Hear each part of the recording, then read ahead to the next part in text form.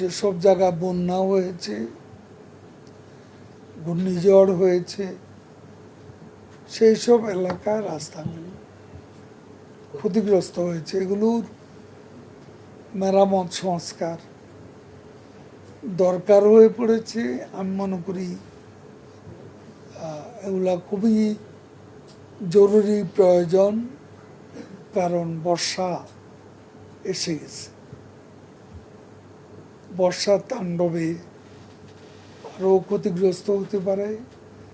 কাজে সময় থাকতে রাস্তাগুলো মেরামত করার দরকার। ইদানিংকালে অ্যাক্সিডেন্টের যে প্রবণতা, তাতে দেখা যাচ্ছে যে মোটর সাইকেলে অ্যাক্সিডেন্টটা বেশি হচ্ছে এবং ইজি বাইকগুলো 3 চাকা, এগুলো অ্যাক্সিডেন্টের মূল কারণ।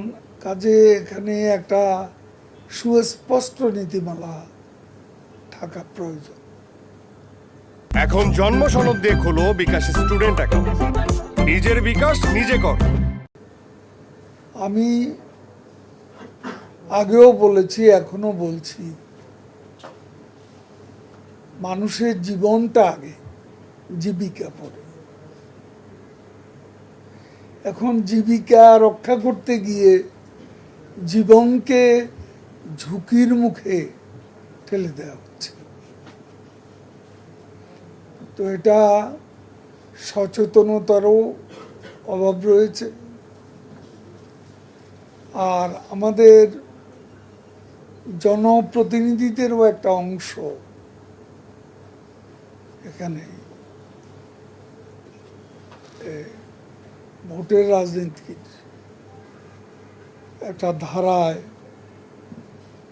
তাদেরও সায় আছে। সব ইজি বাইক, রাস্তা, রোডসেনা, হাইওয়েজে অবাধভাবে চলাচল করে।